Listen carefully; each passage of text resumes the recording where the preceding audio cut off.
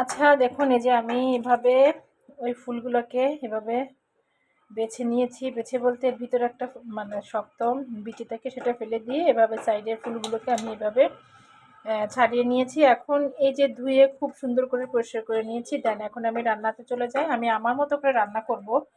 আর আপনারা কে কীভাবে রান্না করেন বা কি করে খেতে হয়, এগুলো অবশ্যই আমাকে কমেন্টসের মাধ্যমে জানাবেন রেসিপি আকারে। এখন আমি চুলায় অলরেডি ফ্রাই প্যান বসিয়ে দিয়েছি। আর আমি এখানে দুটো গোটা শুকনো মরিচ অ্যাড করে দিলাম। দেন আমি বেশ কিছুটা রসুন কুচিও দিয়ে দিলাম। এখন দিয়ে দিব হচ্ছে সাথে কাঁচামরিচ। ওকে, কাঁচামরিচ আমি অ্যাড করে দিলাম। জাস্ট এটা একটা বাগার। আর সাথে থাকবে অবশ্যই আমার কিছুটা কিছুটা পেঁয়াজ।